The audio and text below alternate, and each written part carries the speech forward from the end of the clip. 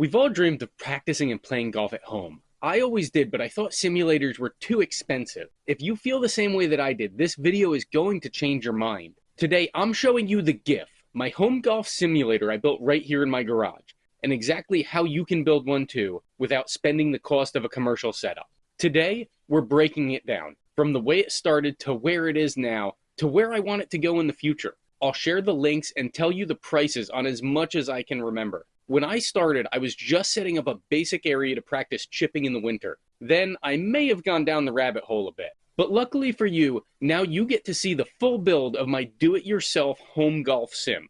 We're going to dig into the cost saving, the materials I used, the tech behind the setup, the hitting area, the screen, the mat, and how it performs compared to commercial systems. Whether you're brand new to golf or trying to squeeze in more practice time, this build could be the most cost-effective upgrade you can make to your golf game.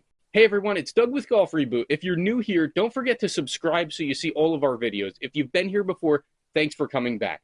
I'm documenting my journey to becoming a scratch golfer after 14 years away from the game and sharing everything that I've learned to help you get better faster. So if you're a newer learning golfer trying to improve your tee shots, iron play, putting, or just enjoy the game more, make sure to subscribe and hit the bell so you don't miss anything in the future. So why should you build a home golf simulator? For new and developing golfers, consistent repetition is the fastest way to improve mechanics, but getting to the range every day isn't realistic for most people. A home golf simulator gives you instant feedback on your swing path, strike quality, face angle, and launch conditions. And unlike outdoor ranges, a simulator lets you slow down, experiment, and actually learn your swing mechanics without pressure. You can also use real golf balls in here instead of range balls, which take a lot of distance off. The Giff was created exactly for that purpose: affordable, functional, and space efficient. Now, not everyone needs a sim. A lot of people just want to swing during the winter, but honestly, if you have the space, it's worth it. Because just slamming balls all winter can really set you up bad for the spring, because you have no idea where you're actually hitting the ball. Comment below if you've dreamed of making your own sim and what's held you back. Next up, we're going to talk about what you need to build a budget simulator. Here's the core kit needed to build one like mine. A launch monitor. I have the Rapsodo MLM2Pro. I love the thing. I just did a video on it. Check that one out too. It's definitely done the job for me, but there's a lot of different brands. You need an impact screen. That's the white screen that you're hitting into that a projector can go to. You need a short throw projector. I have a regular projector. It does fine for me. It also saved me a little bit of money. You're going to need a hitting mat with some kind of realistic turf. That'll help you get a feel for being out on the grass. You also want protective side netting. That way, if you hit any stray balls, we all know we're going to. I've done it here. It'll keep it from destroying things in your garage. And obviously a gaming laptop if you're using different launch monitors. The MLM2Pro can work off a tablet or a phone, so that's another reason I went with it. And then you're going to have mounting hardware, different types of cabling. I'll walk you through how I arranged everything inside a standard bay garage, including positioning the screen, the safe hitting zone, and how to ensure you have enough ceiling height to swing comfortably. I had concerns at first because my garage is only 17 feet by 17 feet and 8 feet tall. I thought that wouldn't work. I'm 5'8", and for the most part, I can take a driver swing in here without much of an issue. I have hit it a few times, but nothing too crazy. If you're enjoying this, click the link in the description to get our free practice guide. It's how I practice, and I think it'll help you. Next up, let's get into building the Giff step by step. Since we're talking about space, let's talk about how it all came to be. I started with a simple net off of Amazon that I got as a Christmas present last year. It had a small mat with it, but the mat kept moving when I would hit the ball. I could have just glued it down, but instead I bought a 4x5 mat off of Amazon. All these links will be in the description. That one was cheap. That worked pretty well, but it still slid sometimes because I have concrete in the garage.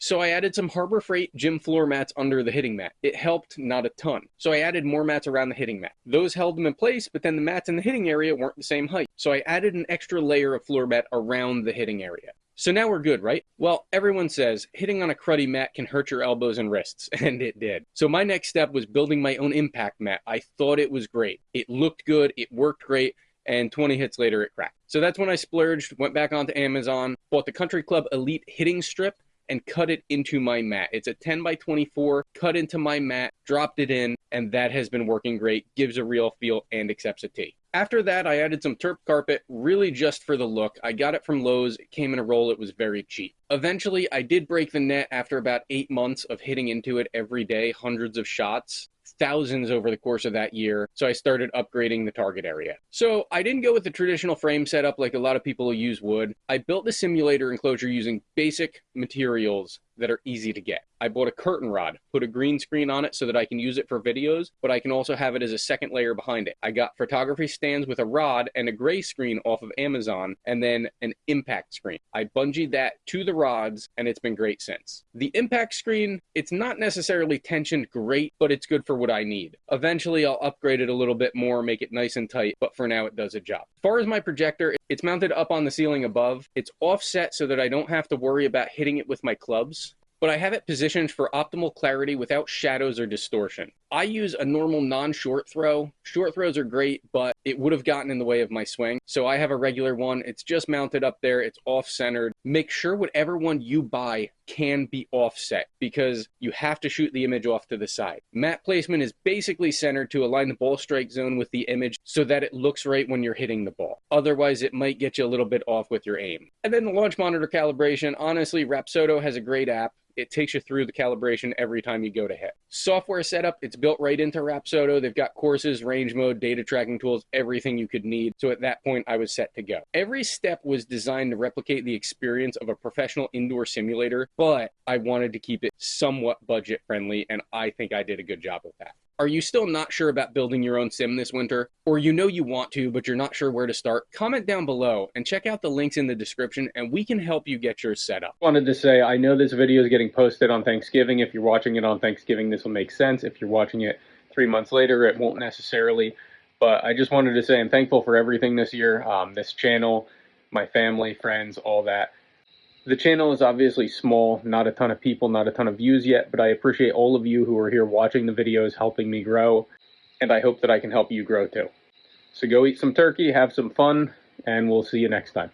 How well does it perform? This is where the Giff surprised me. The numbers are consistent, the screen holds up incredibly well, the projector's bright enough even in normal garage lighting, and the hitting mat feels realistic enough for full speed swings. For new golfers, the biggest benefit is being able to slow down your swing, see the ball flight data instantly, and make small adjustments without guessing. You can't necessarily do that at the range. On top of that, I'm always out here playing a quick 9 because I can. With the Rapsodo, I upgraded a premium lifetime membership. They have several different payment options, but for the cost, it's well worth it. I can play 33,000 courses around the world. I use it for pre-round prep or just to have fun. Don't forget to check out some of the links in the description to get information and discounts on some of the tools we've used to get better at golf. All right, since we've been talking about it so much, we are going on a tour of the Giff, my home golf simulator. All right, so here we are walking in. Ignore the Christmas lights. It is that time of year. I'm getting everything ready. So as you can see, there's the power shift. We did a video. There's my screen. Right now I'm obviously not actually playing. I've just got a video that was recorded on my iPad going. So you've got the screen, some side curtains, got some carpeting, some cheap mats. There's the Country Club Elite that's cut into it. Got some balls ready to go. Have my tee there. Got our nice basic putting area, and of course next to that we've got the putt aim sitting right there. So pretty good view, not perfect. Got our Rapsodo towel up there. We also have a pin light, which I'll show you in a second. So now that I turned that on, lights up an area right where the ball is. So it's not a big area. You can see that I actually use it as a garage too. I've got all my tools and different things out here, but I'm slowly turning it into mostly just golf stuff. And then if I go over here, you can see I've got my 55-inch TV, have an iPad sitting there. I can use that or my phone, have some balls from the different places that I've played before, and that is my video desk. That's where I shoot the videos from. So that's the Giff. All in all, nothing crazy, but it does exactly what I need. And obviously there's our Rapsodo MLM2Pro. Like I said, that is probably the most important piece of this. Then tucked over in the corner, you've got some of my old clubs, my current bag with all of my clubs. And then down on the ground, another little piece of mat. That's from when I cut in the Country Club Elite with a leveling stand and a level for the Rapsodo. A lot of times if I'm at the range, I'll bring some of that stuff with me so that I can actually level it out the right way. So obviously this was just real quick, but this is what I've been putting together for the last year. To me, it's pretty cool. Other people might make fun of it. I don't really give a crap, but it works for me. It saved a ton of money compared to what other people have done, and I think it can work for you too. So now for our cost breakdown. One of the biggest questions I get is, how much did it all cost? The full build came in at a fraction of the cost of commercial simulator packages, and most of the upgrades were optional. I'll break down the cost in detail so you know where to save and where to invest. The swing path mat that I initially had was $27. The current mat that I have is $68. The Country Club Elite drop-in was $60.